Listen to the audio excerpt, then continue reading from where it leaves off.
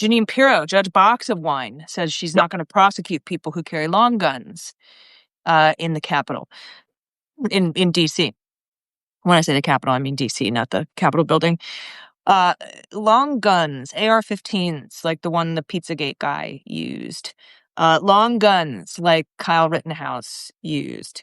And so I don't know how you come out and say we're trying to stop crime and that's why we have the military here, but also we're not going to prosecute crime for people who carry long guns, only handguns. And I haven't looked at the statistics, but I have a feeling certain types of people carry AR-15s and certain types of people carry handguns. Can't quite put my finger on it. I can't quite figure it out. Figure it out. Can't quite put my finger on it. But that, again, is to incite stuff. Because I had in my head, like, that image of the Black Panthers holding long guns on the steps of the Lincoln Memorial. And I'm sure, and I talked to Harry Dunn about this. He's like, I guarantee you, if I walked down the street with an AR-15, I would be in the back of a paddy wagon in 10 seconds. Oh yeah, it's over. So and also, we forgot Trump has called for convicted criminal Tina Peters, Mesa County clerk, who was serving 9 years for election tampering. He is threatening the state. I don't know what state she's in right now, to release her. Colorado. Thank you. Mm-hmm. Yeah.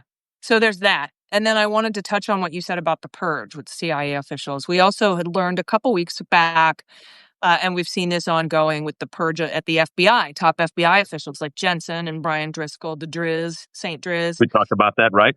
CBS got a little more detail on that, and we cover that on this Sunday's episode of the Unjustified podcast with me and Andy McCabe, and talked about the fact that the reason that, because we knew they were fired and we knew they were probably fired for bullshit reasons, but the reason that Driscoll was fired was that he was told by Kash Patel, who was told by this guy named Serafina, who's one of the suspendables, meaning Biden suspended him and yanked his security clearance the Biden administration did for some wrongdoing at the FBI. He, like Laura Loomer, went and told Kash Patel, this guy who's your pilot, this Christopher Meyer guy, he's a bad guy, because I don't know what BS he told him, but Christopher Meyer helped to work on the Mar-a-Lago search warrant. And so Kash Patel went to Driscoll and said, fire Chris Meyer, and Driscoll wouldn't do it. And 2 days later, Driscoll was dismissed. Jensen, I think it was Giardino who Kash Patel told Jensen to fire, because they both work at the WFO, Washington Field Office. That hasn't been confirmed, but I think it's Giardino because he worked on the Peter Navarro prosecution. And right after that, because Jensen said, I'm not going to do it, I'm not going to fire him, he's a good guy, then Jensen was fired. So this purge is happening because of like Laura Loomer-esque type former MAGA FBI agents. And then something that broke Andy McCabe's heart today when we were talking about it on recording Unjustified, the FBI has lowered its standards to recruit FBI agents. So as we know, there's a huge push to hire new ICE officers for the Gestapo. FBI has gone from, they've lowered their 18-week Quantico training down to 8 weeks, less than half the time. I'm assuming they're getting rid of all reading and legal training. And reading, writing, arithmetic is for queers. Things like that. And they also removed the bachelor's degree requirement. Of course. So they've lowered the standards for FBI agents. So they purge all the brilliant and amazing people, and they lower their standards to hire more. And so that's kind of what's going on with all of that. And then when we thought we'd had some good news with the release of Kilmar Abrego from federal prison in Tennessee on his trumped up charges, we have learned that ICE has informed his attorneys that they plan on deporting him to Uganda on Monday. Wow, that just broke? Mm-hmm. Yeah. So wow. And why? Uganda, he had a deportation order before, and so before he was yanked up without due process and sent to Seacoast, and so they're going to continue that deportation order. And since they can't send him to El Salvador because there's an order against that, they've decided to send him to Uganda, which our own State Department says is a level 3 warning travel advisory. There's only 4 levels. 4 is do not travel. 3 is seriously consider traveling too. Because they're so cruel, so vindictive, so evil that even after admitting that they sent him an error, they cannot concede that they sent him an error. And because Stephen Miller is such a dyed-in-the-wool white nationalist, and because admitting that they were wrong is a sign of weakness, they're after already torturing and terrorizing poor Kilmar Abrego Garcia, who is here legally, who has a wife, who has kids, who has not gone to jail since he was been given this, the status by the judge in the past, I think, 5 years. They're saying, no, no, okay, you thought you won? No, we're going to now deport you to Uganda, mother effer. Just to show you where this administration is. And in addition to Kilmar Abrego Garcia, I just want to remind people that they had kidnapped illegally 200 men, brown men, and sent them to CCOT. And most of those men have not come back yet. So we also need to get justice for those men who were sent without due process. Trump traded them for 10 Americans in Venezuela, one of whom is a triple murderer and who's now free in Thank you. Thank you. Walking Thank you for the in Orlando. So there's that. It's pro-criminal. I mean, look. Now, Mr. Abrego has an amazing lawyer, and his criminal defense is Sean Hecker, who I assume is going to talk to the people in the civil case, who's another great legal team, and they may file to try to stop that deportation to Uganda from happening because it seems punitive. And there have been judges who have said, especially in the third country cases that we've had, that SCOTUS seems to be fine with, but other judges have said the country can't be in the business of punishing people by sending them to horrible third party countries, where they don't speak the language and where it's very dangerous for them to go. So that might delay it a little bit, but I think eventually when the Supreme Court gets their hands on it, if and when they do, they'll allow for this deportation, if not sooner, because immigration judges work for the Trump administration. And also the Supreme Court has rubber stamped pretty much anything Donald Trump. Well, not pretty much. He's betting 100 when it comes to the emergency court, the emergency docket. Excuse me. I think they're 14 for 14, or is it now 15 for 15? Somewhere around there. But he's batting 100. They're still being litigated.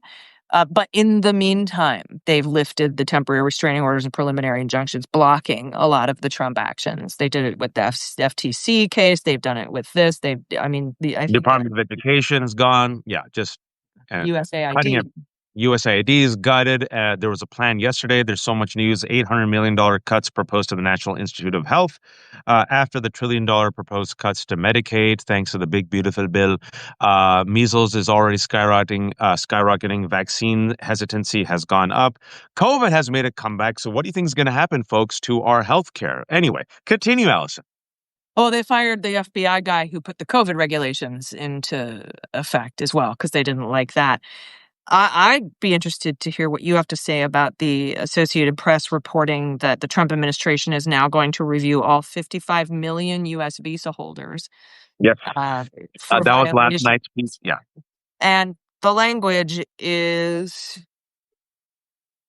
malleable, where they say, we're going to look for foreign and domestic enemies. We're going to look for people who have terrorist ideas and ideologies and are in terrorist groups. Now, that so far has included people who protest what's going on in Palestine, and could widen. For example, if they allow long guns on the streets of DC and then declare Antifa a terrorist organization, and then part of this review of 55 million visas is to be able to go through and to go through people's social media accounts. So if they see that you've said Free Palestine, or if they've said that you said that Trump is horrible, they could dub you a member of a terrorist organization and yank your visa. I think Mark Collins, some idiot, some fucking Republican idiot, excuse me, had said, I can't believe there's 55 million people in the United States on visas. There's 55 million U.S. visa holders in the world. Many of them are temporary visa holders. 13 million of them are green card, permanent resident visa holders. And there's 185 different kinds of visas. And I think in 2019, which is the last time we have a number recorded for how many temporary visas there are, it's like 3.5 million. So they're going to be going through all those social media accounts, trying to find a reason to call you a terrorist so that they can revoke your visa. So that's And happening. also, speaking about social media, the Mississippi law that just passed, we just found out on Blue Sky that Blue Sky announced today that it will be blocking all IP addresses within Mississippi for the foreseeable future in response to a recent U.S. Supreme Court decision that allows the state to enforce strict age verification for social media platforms. So if you're in Mississippi, you just lost access to Blue Sky, the balkanization of social media, to further insulate the Confederacy. Oh, sorry, excuse me. I meant the red states from, truth and facts and the majority. Folks, speaking about the Confederacy, I know you all thought it was cray. I know you all thought Allison might be cray. I know you all thought that me and Danielle were cray when we said the twin sins of this country are white supremacy and greed. The avatar of these twin sins is the corpulent, cankled body of Donald Trump. The cruelty, the arrogance, the rage is manifested in the MAGA movement. It has never been about economic anxiety. It's always been about cultural anxiety. And I want to make one edit, and which I did in the last year. I've been saying for 10 years they want to take this country back to 1953, before Brown versus Board of Education, the Supreme Court case that held that segregation was unconstitutional. My edit, Allison, they want to take the country back to 1860. 1853. And the analogy I gave, I remember I gave this analogy when I used to be on like CNN, and fee fi fo fum. The Cracker Barrel of the news cycle then was when someone from Daily Wire picked up the Waj race baiting. The analogy I gave, I'm going to stick by it because it proved to, is if given a chance between sharing a room with me or Danielle, or sharing the house, a big house, they would elect to burn down the village. That white supremacy is not only destructive and stupid, but ultimately self-destructive. And now you're seeing the self-own. For the first time since I think 2008, Allison, I don't know if you saw with immigration, immigrants are not coming to America. That's not a good sign. The last time this happened was during the 2008 economic crisis. Bad news travels fast. Tourism to this country hits nosedived, right? Our credit rating nosedived. The job growth nosedived, right? Cost, thanks to tariffs, gone up. Wait until the big beautiful bill gets truly implemented and Medicaid gets cut. 20% of Americans depend on Medicaid. Many rural hospitals, wait for it, MAGA voters will lose their hospitals, their health insurance, and their nursing homes. Furthermore, what has gone up? The stock of private prisons. And as ICE has been funded to the tune of $180 billion, in addition to having 10,000 Gestapo members, they've also now have the budget to build what? Detention centers and prisons. Who is going to go in those detention centers and prisons? Well, this is They've the plan. also revoked bail hearings, And which keeps the bodies in the prisons longer so that they can make money every day off of the people. And also free labor. Who helped fight those California fires? You all remember?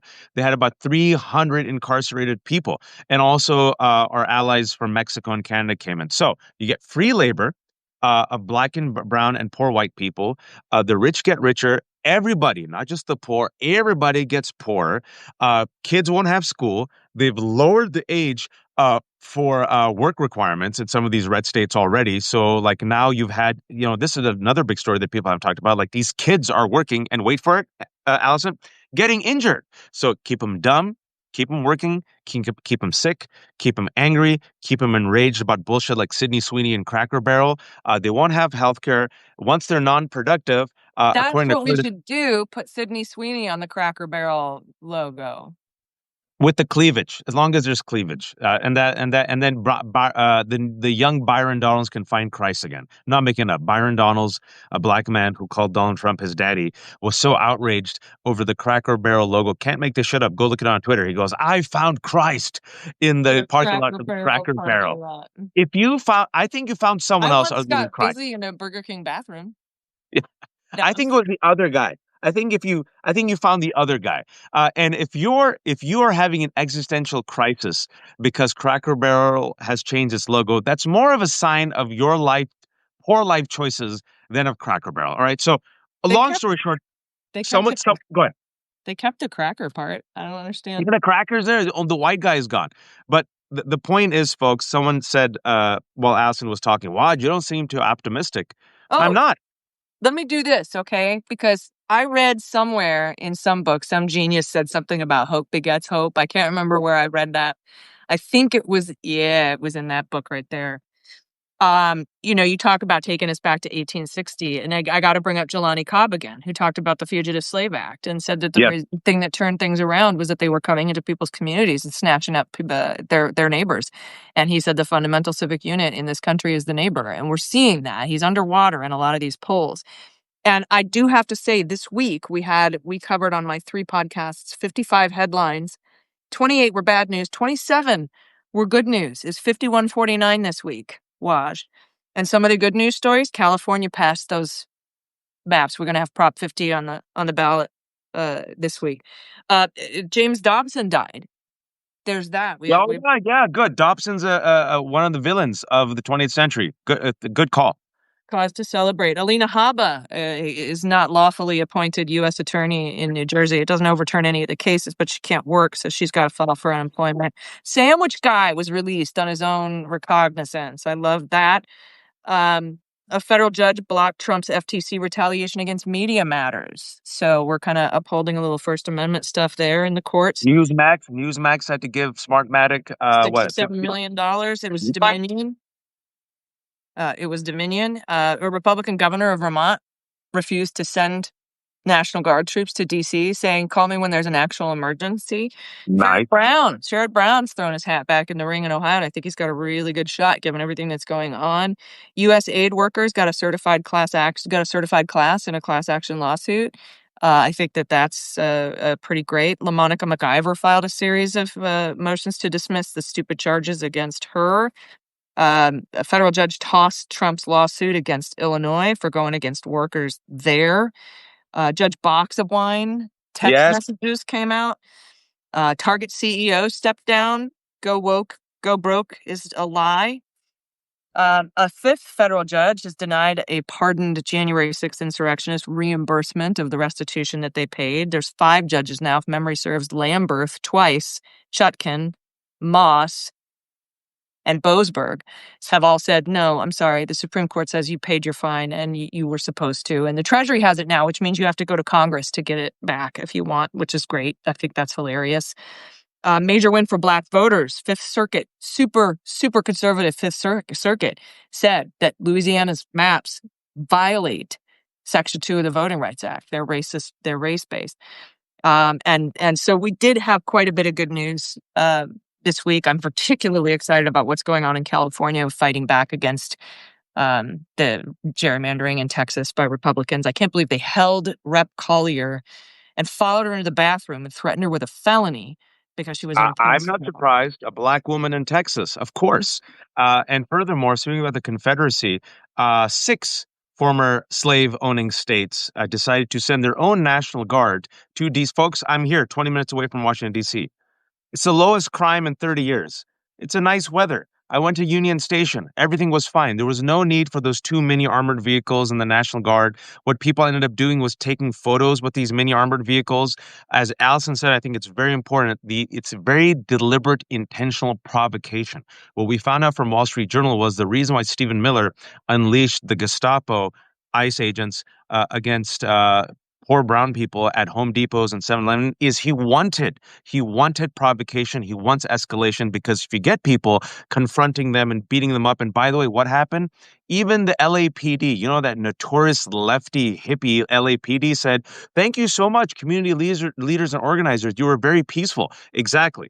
But Stephen Miller wants that. If you bring a hammer to every situation to bash stuff, what are you going to get? You're going to get someone who's going to get bloodied, and you're going to have retaliation. If you have retaliation, then they're going to go on Fox Media with the excuse, CC Antifa, invaders, and MS-13, Muslims. We need more. And then you have martial law. Now, the pivot, and I'm glad Allison brought us to the pivot. I had the same good news moment with Danielle, my co-host. Earlier today in conversation, the framing was, Allison, this is a sign of Trump's weakness. And after we listed all the horrible things, people said, well, watch. What do you mean? That sounds like fascism. What do you mean he's weak? Because only a weak man and a weak administration has to resort to such overreach, right? You talked about Jelani's example of the Fugitive Slave Act. This is overreach. And the overreach, as Allison said, is resulting in terrible poll numbers. Reuters came out with a poll yesterday, folks, that said about 58 to 59% of Americans worry about democracy, and that includes 40% of Republicans. 4 in 4 10 in 10. Republicans. Donald Trump is underwater on everything. Now, I am hopeful by my nature because I have to be hopeful. It's in my book, right there, right there.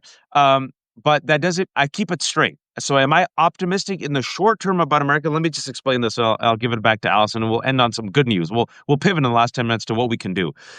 When I say America's cooked, what I mean is this: I got 3 kids. I had like 1,500 kids right now because all my kids are playing. I'm not going to give up. This is why Allison and I are here on 9 p.m. on a Friday night. The good news is America has a spirit of revolution. It was born in revolution. What this country cares more about, even the color white, is the color green. This country worships money. And no matter how much Republicans bullshit, people know at the end of the day what's in their pocket. The economy is kryptonite for Donald Trump. Epstein scandal is kryptonite for Donald Trump. Yes, the theater of today, all bullshit. It did not satiate the belly of MAGA. America is also a very big country. I've traveled across America. It's huge. There's 340 million people here, right? Also, this administration is very incompetent and very reckless. And because they're failing, they're overreaching, which is, as you're seeing, creating a backlash. Also, I will say this, Donald Trump does not look healthy. I don't know if you saw in the press conference today. He looks rough. And I don't think this MAGA coalition will hold if he gets sick or if he dies. And he looks like I don't think he's going to die because the worst people on earth seem to live forever, but he doesn't look well, folks. So you see cracks and you see South Park going hard in the paint, mocking him. You see Gavin Newsom mocking him. His popularity went up. And so now, even I keep it straight. I'm a bit not cynical. I think I'm realistic about where America is, folks. I hope people realize that's what I'm talking about. We're in some it's bad, folks. It is and we have generational damage. And I want people all to be prepared. Everyone's waiting for a snap of the fingers. It's not going to happen. There's going to be a death by 1,000 cuts. Everyone has a role to play to weaken the fascist machine. That's what I'm saying. And I want everyone to be prepared for some tough, rough days ahead with a lot of bad news. However, we have the numbers, we have the majority, and we have to use those numbers, Allison, to finally convince the Democrats to fight back. Now, we saw California, my home state. You're living in California now. Is that your home state, Allison? No, but I've been here for 30 years. It's homeish state. It's fighting back. Allison, has the Democratic Party gotten the memo? They're getting there. But I also want to add, if they don't fight back to the level that you want them to fight back, you still have to vote for them. I'm sorry. I agree. I'm sorry. But the good news, the DNC is staying out of the primaries because of what happened in 2016. DNC, DCCC, they're staying out of the primaries. So it's up to us to put our best candidates forward and the candidates that we want. There you go. If we don't get the candidate that we want, you still are going to have to vote for the one that wins. You're just going to have to. I'm sorry we have a two-party system. It sucks, but we are going to change that between now and then. So anyway, I think everybody knows that. I think that's pretty obvious. Well, actually, no, not everyone knows that. I got in trouble for saying that. My other co-host, Francesca, who's far more like liberal than progressive than me, she said it. Lesser of two evils is exactly that. But I think this is the problem, right? I said, whoever is upset about Kamala Harris, it ain't the same as Donald Trump. You push them. That's the job. The reason because we pushed Gavin Newsom is why he did the 180. That's the reason why that you got to keep pushing, and like exactly that. Would it be the same? I push back relentlessly to people say it would have been the same if Kamala Harris would have won. I'm like, no, mother effers. We would have had USAID. We would have had Department of Education. We would not have National Guard members freaking terrorizing people. We would not have Kilmar Abrego Garcia being deported.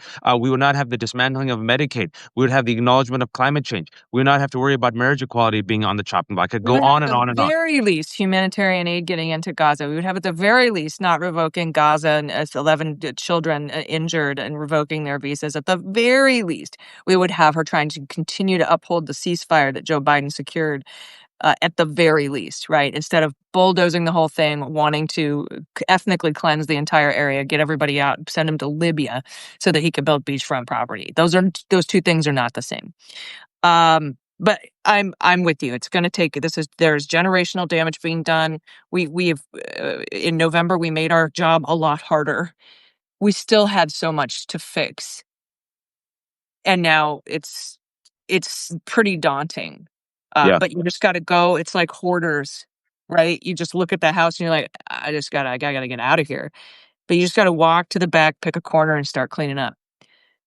It's what we have to do, and I really am glad about what, like, for example, Gavin Newsom's going to run in 2028. We know he's going to run in 2028.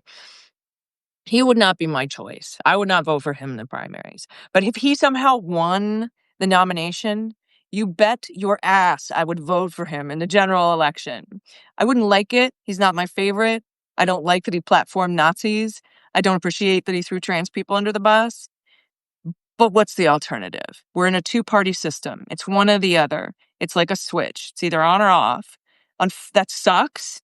It really sucks. But that's what it is. But I feel like I'm preaching to the choir, my friend, and I know that you have No. I think it's important. Look, what I will add, and this is important to what Allison is saying, is until we get there, look at Gavin Newsom. Look, he's not my preferred candidate because I want candidates who stand for something. I prefer Zoran Mamdani. You like him or not, he stands on principle. AOC, you like her or not, she stands on principle, right? People like that. People who flip real quick, I'm wary of them. But then again, they're politicians for a reason. Our job from now until 2026 and 2028, especially as the Democratic Party is reeling. You saw the report came out. They're having trouble with fundraising. They're having trouble with voter registration. And finally, they're listening to the crazy people like me and Allison and Danielle. You know, I interviewed Ro Khanna. He's gotten much more. He's gotten the memo. He's changed. He's gotten the Have memo you too. noticed? And it's And because we pushed back at them. this is it. So you now have to use your power to mold these candidates into the fighters you want.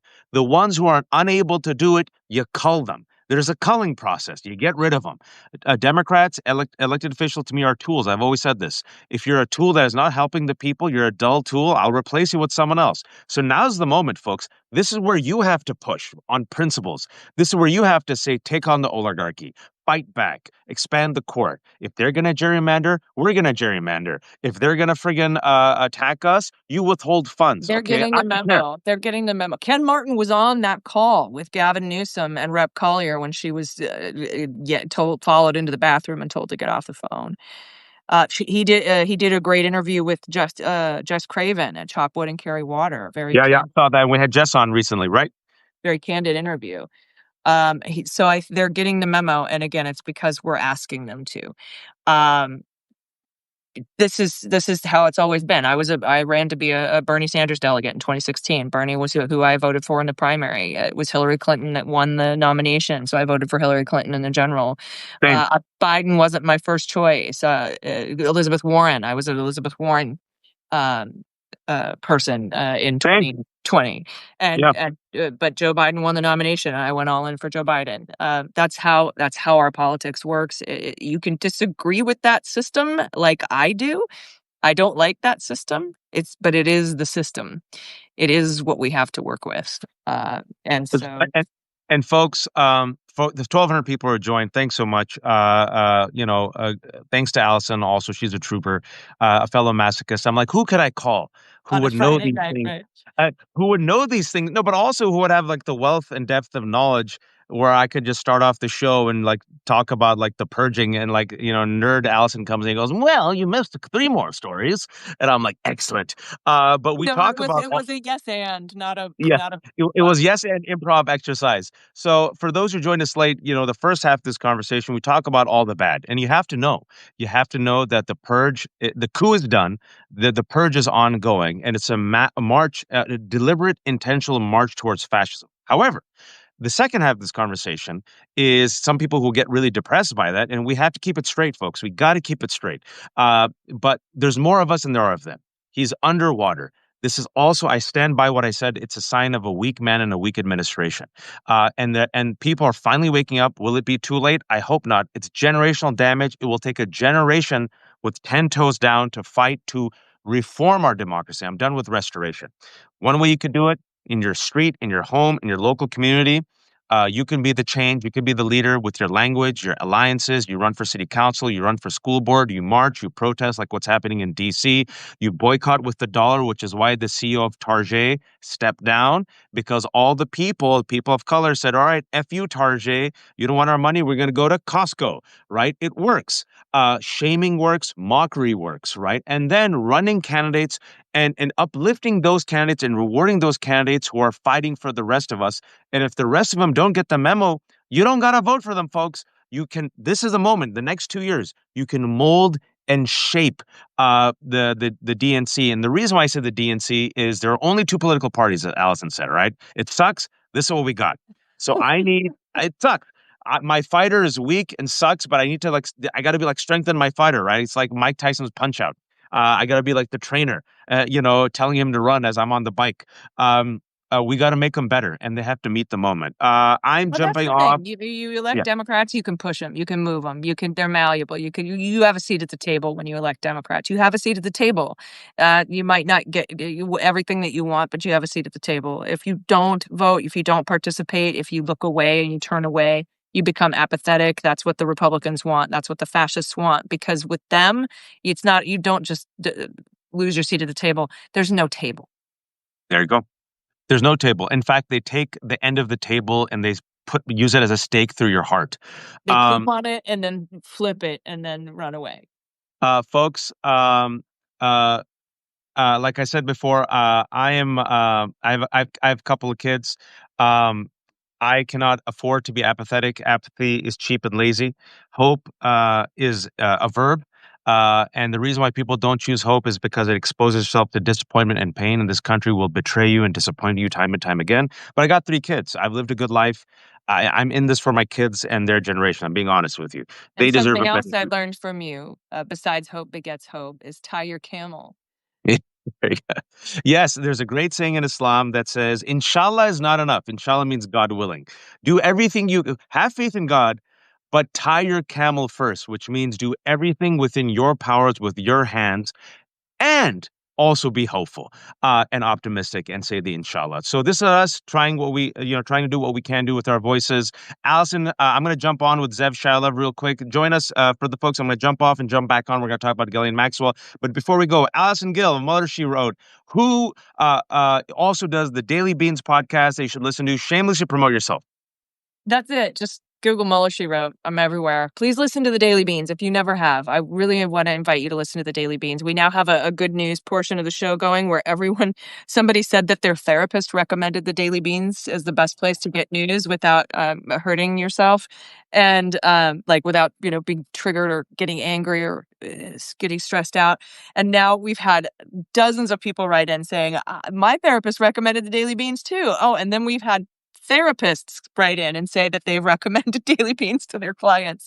So give it a listen. I think that you'll really enjoy it. I think it's one of the best ways to get all the headlines that are important, all the news that's fit to swear about, because it's news with swearing. And then if you are so inclined, subscribe to my Substack. Like my friend Waj here, we're terrible capitalists, so everything that we do is free. There are no paywalls. But if you can swing it, you can always kick us money. It's totally, completely voluntary. And we really appreciate it. And Waj, thanks for having me. I love having these discussions with you.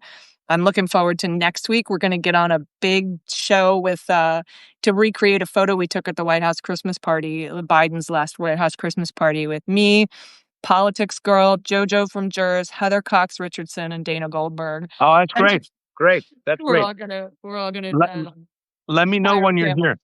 Let me know when you're here. I'd love to. I'll buy you all a cookie or a chai because I don't drink. But I'm 20 minutes away. Mother She Wrote, folks, become a subscriber. Send $5. If you have a couple of dollars, send it to me. If you don't, that's okay. Send it to Allison first. She's independent. I'm independent. No paywalls. Everything's free. For the 1,300 people who joined us, we've been talking for about 45 minutes. It'll be up on Allison's Substack and my Substack in 30 minutes. Until next time, be kind, be empathetic, and please, oh, please don't be a fascist. Thank you, Allison. Thank you.